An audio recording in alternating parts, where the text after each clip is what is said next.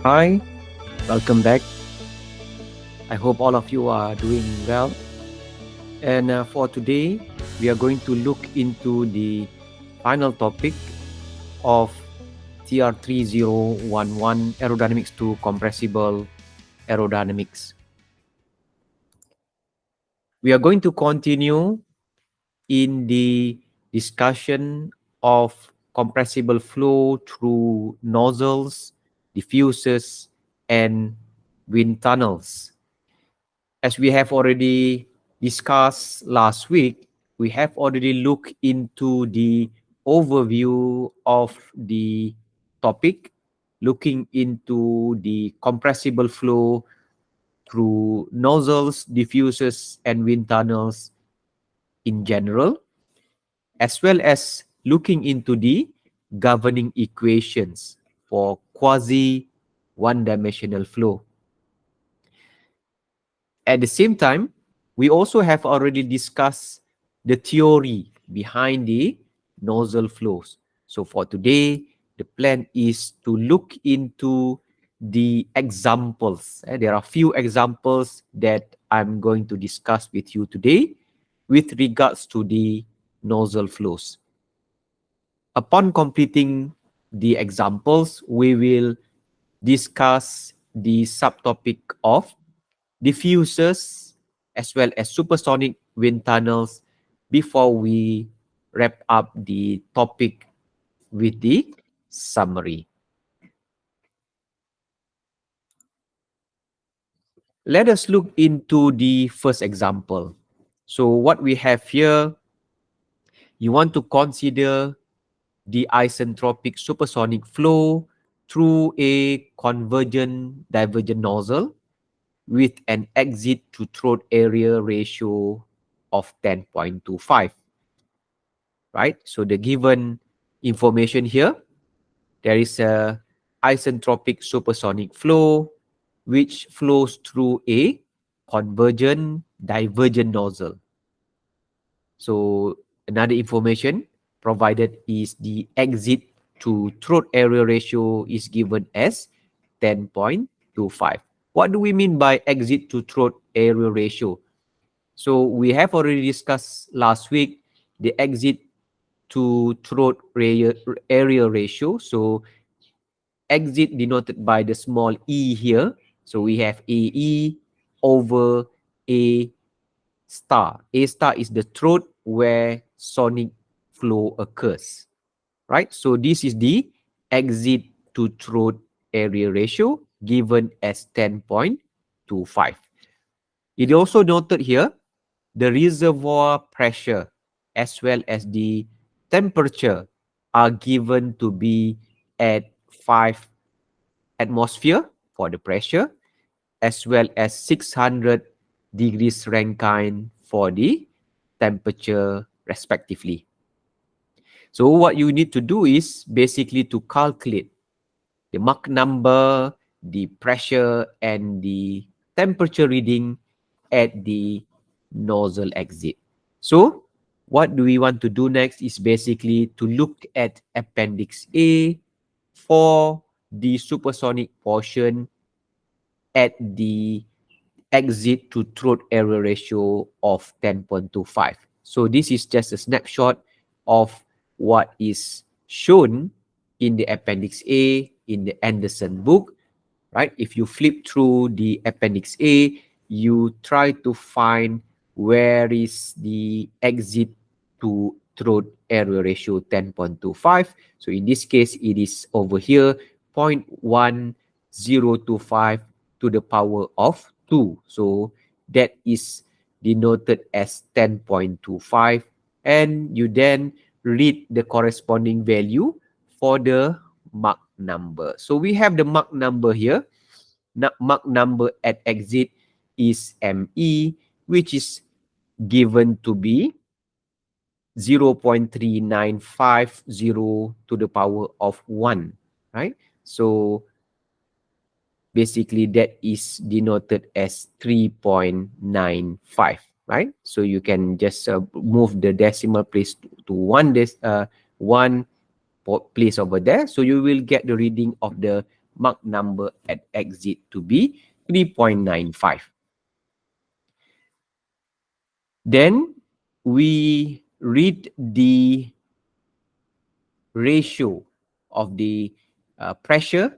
Okay, the ratio of the pressure is given to be, we have P naught over P over here, which is given to be 142. So PE over P naught is 1 over 142, right? So you can just get it from there. So P naught over PE is 142, and the TE over T naught be given here, T naught over T 0.412, which is equivalent to 4.12 ratio.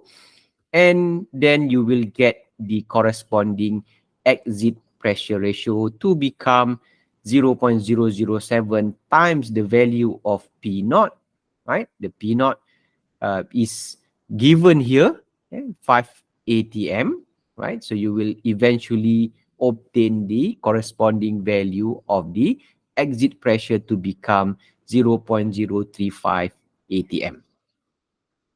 Okay, and then we continue with the temperature at the exit, which is equal to, so we know that TE over T naught equal to 1 over 4.12. So we already have the value of here, over here, 1 over 4.12 is equivalent to 0.2427. So you bring the T naught on the other side, on the right hand side, so which is given as 600 degrees Rankine, and you times the value over here 0.2427, you will then get the exit temperature to become 145.6 degrees Rankine, right? Very straightforward. From appendix A, you first find the exit to throat ratio, area ratio, okay, and then read the corresponding value for the Mach number, the pressure ratio, as well as the temperature ratio, respectively. Let us now look into another example. Example number 2 given here. Consider the isentropic flow through a convergent divergent nozzle. So you have another convergent divergent nozzle with an exit to throat ratio of 2, right? So now the exit to throat ratio is only 2. The reservoir pressure is given as 1 atm, and the temperature of the reservoir is 288 Kelvin respectively. So what you need to do is basically, the question asks you to calculate the Mach number, the M, the pressure, as well as the temperature at both the throat. So they want to know what is the value of the Mach number, pressure, and temperature at the throat, as well as the exit. There are two cases here. The first case is that the flow is supersonic at the exit. And the second case is that the flow is subsonic throughout the entire nozzle except at the throat, okay, where Mach number is equal to 1. Let us consider the first situation, the first case where the flow is supersonic at the exit. So at the throat, we know that the flow is sonic, hence the value of the Mach number at the throat, MT, M subscript T equal to 1, right? So knowing the relationship of P throat, which is equal to the P star, right? This is at the sonic condition, which is equal to the P star over P naught times P naught. So we can just cancel out P naught and P naught. We introduce it. We know that the reservoir pressure, the P naught pressure, is equal to 1 atm as given earlier in the question. And the value of P star at the Mach number equal to 1, if you consider the value of at appendix A at exit to throat ratio of 2, area ratio of 2 is equal to 0.528, then you can get the value of the sorry, the pressure at the throat to become 0.528 atm. Similarly, to find the temperature at the throat, so we then use the value of the temperature at exit to throat ratio of 2, okay, 0.833 times the 2.88 Kelvin given earlier. So you will then get the temperature at the throat to become 240 Kelvin. All right. So if we look here, as what I mentioned earlier, the value,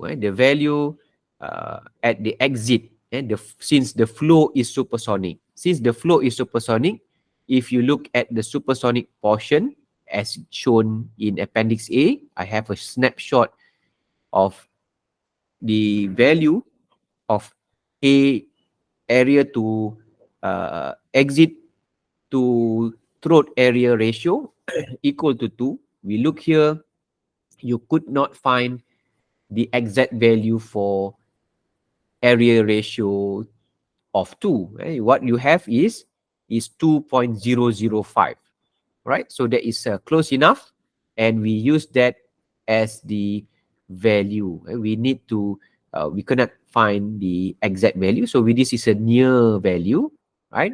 So then we read the corresponding exit Mach number at equal to 2.2.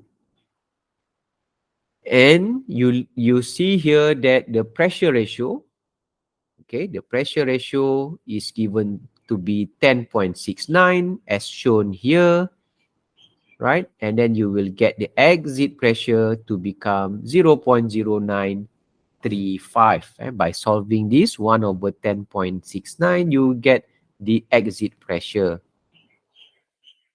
And then for the temperature ratio, so you can see here it is 1.968, right? So you put in this equation, so you will then eventually get the value of the exit temperature to become 146. For the second case, right? So the first case we have already looked at. For the second case, at the throat, it's given that it is still sonic. Hence, from the Mach number at the throat, which is equal to 1, the pressure at the throat is 0.528 atm, and the temperature at the throat is 240 Kelvin. However, at all other locations in the nozzle, it is stated that the flow is subsonic. So at the exit, we then go into the subsonic portion of appendix A. Similarly, at the exit to the throat area ratio of 2.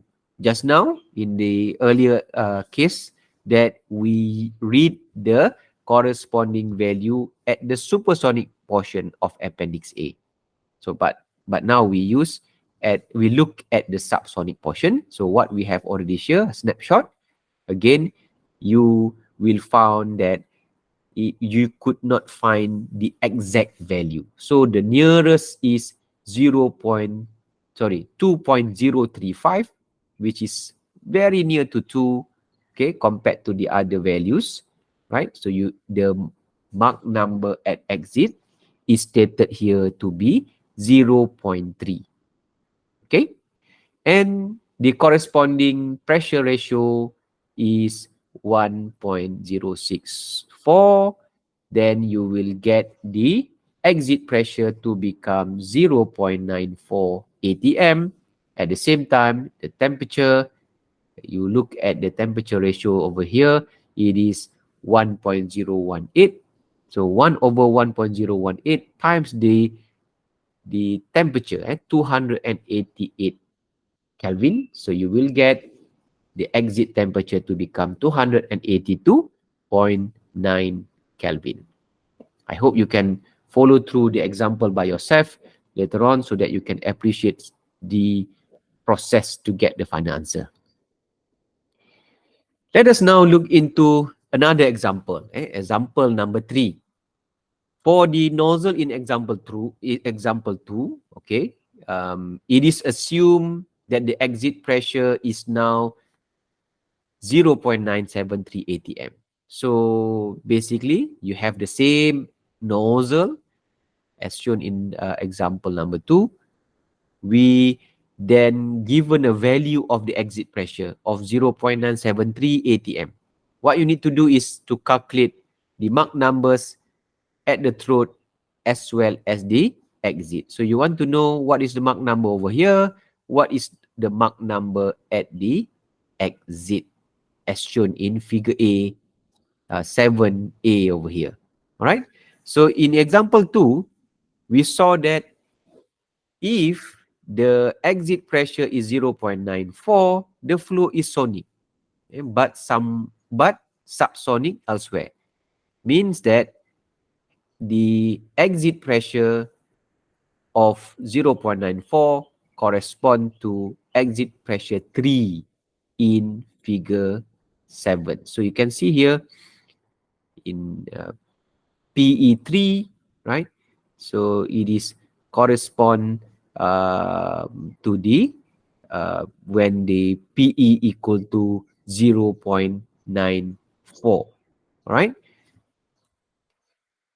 So in the present problem, we are given a value of the exit pressure of 0.973 instead of 0.94, okay, which is obviously higher than 0.94, so which is higher than PE3, okay.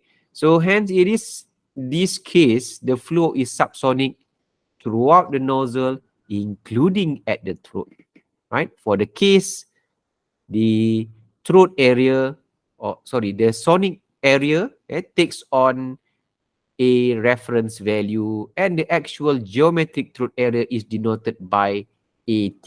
Okay? So you can see there's a difference here. This is a area at the sonic condition, and this is the area geometric throat area, AT, the actual throat area at the throat. At the exit, we know the pressure ratio P naught over PE equal to 1 over 0.973. So we've given PE already, right? 1 over 0.973. That is the ratio. So you will get 1.028. Now, what you need to do is that you go back to Appendix A, right, for the subsonic portion. Don't mistakenly go for supersonic. This is a subsonic portion. So you look for the pressure ratio of 1.028. So in our case here, it's already given, right? The snapshot.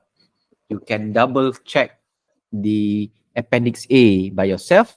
So at 1.028 of pressure ratio, you will then obtain the Mach number at the exit to be 0.2 as stated here. All right. At the same time, you can also see the value of the exit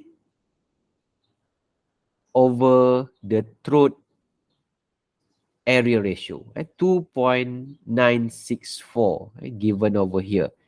So using the approach of comparison over here, the area at the throat, okay, AT over area at the sonic condition, which is equal to where you can cancel out AE over here, where you want to use the value over here is 0.5 AT over AE, and then AE over A star is 2.964. Okay, this is the value that we obtained from the table. So 2.964, then you get the value of the ratio of the throat to the sonic to become 1.482. Now, from the subsonic portion again of Appendix A, you look at the the throat over the sonic area ratio of 1.482. 1.482, we will then obtain the throat Mach number to be 0.44. And this is at the nearest entry. All right. Okay, this is what I meant just now, 0.44 at the nearest entry of 1.474 in the table. Your value is 1.482, which is very near, and that is the value of the Mach number at the throat. Okay, 0.44. Okay, I go very slow so that you can try to redo it on your own so that you can find out where are the values coming from. Let us now look into example number 4.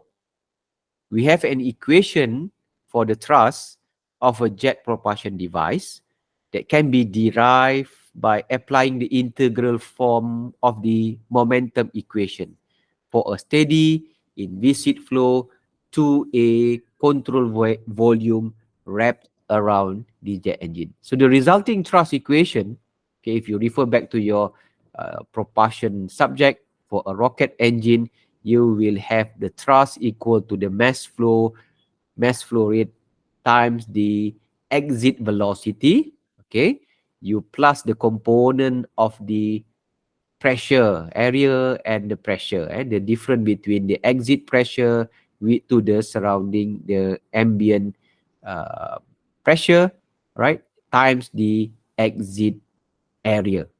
Okay, so given here, the T is the thrust, m dot is the mass flow through the engine, UE is the gas velocity at the nozzle exit, PE is the gas pressure at the nozzle exit, P infinity is the surrounding ambient atmospheric pressure, and the AE is the area of the exit. So we consider a rocket engine similar to the one shown in figure 11. So this is being taken from the Anderson book, right? A space shuttle main rocket engine provided by NASA. Okay, you can see the shape of the cone shape. This is the flow is from this side to this, so from left to right. So it is a convergent, divergent nozzle, right? The type of propellant being used in this type of rocket engine is liquid hydrogen as well as oxygen, which is burned in the combustion chamber, right? That producing a combustion gas pressure and temperature of 30 atm and 3500 Kelvin respectively. So they give you the pressure value of 30 atm and the temperature value of the combustion gas to become at 3500 Kelvin. So the area of the rocket nozzle is given here to be 0.4 meter squared at the throat. Okay, AT equal to 0.4 square meter. The area of the exit is designed so that the exit pressure exactly equals to the ambient, right? So they want to make sure that the exit pressure, the PE, is equal to the ambient atmospheric pressure at an altitude of 20 kilometer, right? So that is what is given in this scenario for example number 4. We want to assume an isentropic flow through the rocket engine nozzle with an effective value of the ratio of the specific heat, gamma, to be 1.22 and a constant value of the specific gas constant of R equal to 520 joule per kilogram Kelvin. You want to calculate the thrust of the rocket engine, and at the same time, you need to calculate the area of the nozzle exit. What's being given is the area of the throat, area of the throat for the rocket engine. For the first one, calculate the thrust of the rocket engine. First, we need to obtain the value of the mass flow because it's not given in the question, as well as the exit velocity UE. So the mass flow is constant through the nozzle and is equal to, of course, we have the equation for the mass flow rate, m dot equal to rho UA, evaluated at any location in the nozzle. So a convenient location to evaluate is the throat because we know the area, right? Be given the area value. So m dot equal to rho UA at the throat, right? To obtain the density, we need the equation for the density, rho equal to P over RT, noting that at 1 atm pressure equal to 1.01 times to 10 to the power 5 of Newton square per square meter, right? So you can then get the density, okay, to be, we know that the density at the density naught, we have 30, okay, with the at the combustion chamber, the pressure is given as 30 atm. So we then have times 1 to because 1 atm equal to this value 1.01 times 10 to the power of 5 Newton per square meter. So you have to convert the 30 atm to Newton per square meter and divided it with the gas constant value 520 times the temperature of the combustion chamber, right? 3,500 degrees Kelvin. So you will then get the density at the throat location to be 1.665 kilogram per cubic meter. Okay. We know that from the equation earlier, right? This relationship for isentropic flow. So the density ratio at the throat over the rho naught, okay, which is equal to this expression. Okay, then you insert the value of the gamma 1.22, right? Then you get the density ratio equal to 0.622, right? At the same time, you will then get the density at the throat to become 1.036 kilogram per cubic meter. So at the throat itself, the flow velocity is equal to the local speed of sound, okay, which is U star equal to A star. Next, you want to find the temperature, temperature ratio. You want to find the temperature at the throat. So we have T star over T naught, right? Again, we have this expression 2 over gamma plus 1. So you will get the temperature ratio to become 0.901. And solving it, knowing T naught, we know the value of T naught, 3,500. So you times the value of this temperature ratio, then you get the T star to be 3,154 Kelvin. Using the speed of sound equation, where A star equal to square root of gamma RT star, we put down all the values, knowing now we already calculated the value of T star, right? And we know the gas constant R, we know the gamma value, then you get the speed of sound at the throat to become 1,415 meter per second. So using the expression of the mass flow rate, putting in the values, you will get the mass flow rate to be 586.4 kilogram per second. So actually, this is the value of the mass flow rate to be used in the thrust equation, because eventually we want to calculate the thrust, right? So we want to find the m dot. And next, we want to find the velocity, the exit velocity. So we do this first by obtaining the exit Mach number. So next, we need to obtain the exit velocity. We need to find the Mach number using this expression that we have already obtained earlier. Okay, so the equation normally being given to you, where from the statement of the problem, the exit pressure is equal to ambient pressure at standard altitude of 20 kilogram. So using the information from Appendix D, right, we need to go into at altitude 20 kilometer. So you go to Appendix D, you find the at the altitude of 20,000 kilometer, or in this case 20,000 meter. Okay, then you read the corresponding value of pressure, so which is 5.5293 times 10 to the power of 3 Newton per square meter. So we have the exit pressure at that exit pressure, which is equal to the ambient pressure at 20 kilometer, equal to 5,529 Newton per square meter. Hence, we then input the values.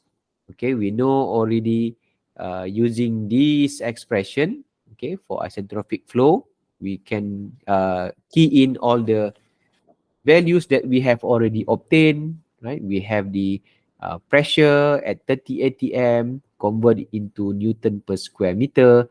We then put the value of PE, right? And then solving the power of gamma minus 1 over gamma, you will get this expression to become 3.111. Okay? So basically, we want to set aside a value of this expression, right, equal to 3.111. Solving that, right, we will then try to move the in order for us to get the value of Mach number at the exit. So we move the ME to the left hand side. So you eventually get the value of the Mach number at the exit to become 4.38. All right. And then you also need to find the speed of sound. Okay, speed of sound at exit. Okay, you need that value. So we have the temperature ratio equation, right? We already obtained ME squared. ME is already obtained here. Okay, so you can then try to solve that to get the value of the speed of sound at the exit, which is equal to the 8.44.8 meter per second. And eventually you will obtain the value of the exit velocity, right? So you have the Mach number value, you have the speed of sound value at the exit. So the velocity is actually found to be 3,700 meter per second. So intermediate check. So we still in example 4. We can check this value of 3,700 meter per second for the exit velocity by directly using the energy equation. So we have the energy equation here, where Cp itself equal to gamma R over gamma minus 1.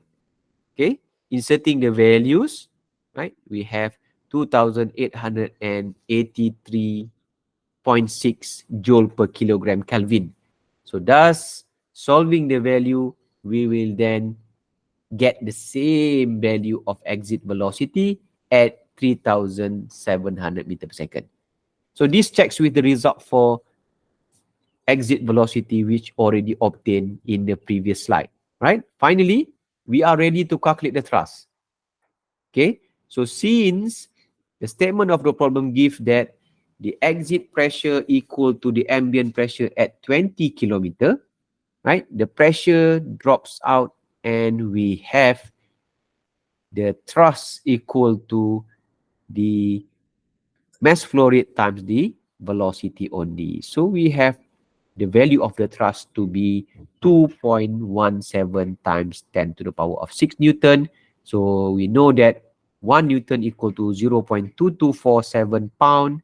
And then this is the corresponding value of the thrust with respect to pound. 487, 600,000 pound. Okay. Let us go into the next part of the question, right? To find the next part of the question, let us just read aloud first. What is the next part of the question? You are needed to calculate the area of the nozzle exit. What is the area of nozzle exit? You already found the thrust, okay? Now we want to find an area of the nozzle exit. We know from the expression, okay, the ratio of the area, the exit to the throat area, which is equal to this expression. Okay, solving it, you will get the exit Mach number and a value of exit Mach number of 4.38. You want to insert this value, so you have ME equal to 4.38. You take it and insert it there. You also have the gamma value, you have everything over here. Then you will get the exit to the throat area ratio square to be 1710.8. Okay, solving that, you will get it, the exit over throat area ratio to be 41.36, and you get AE equal to, because we are given the throat area of 0.4 in the question, so you times 41.36, that is the answer for the exit area, which is 16.5 square meter.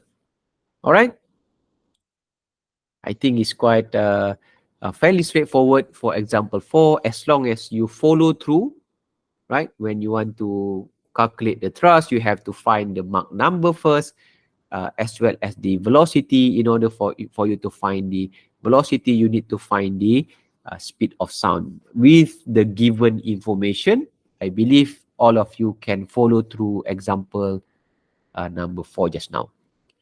So let us just continue with the final example for the subtopic of nozzle flow, which is example number 5.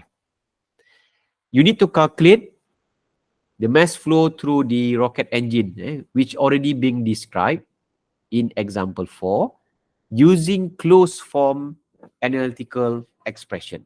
And then you want to compare the result with that obtained in example 4. The closed form expression for the mass flow through a choke nozzle is given by this expression, right? So you have the mass flow, you have the pressure, a component, the temperature, the area at the throat, square root of information inside here. So from example 4, we are already having this information. And the combustion chamber pressure, the temperature at the combustion chamber, the area at the throat, the gas constant, as the specific heat ratio. All right, so it's already given. Noting that, okay, the P naught at 30 atm, so we then convert it into Newton per square meter, right? We also have gamma over R value, right? So we also can solve this value.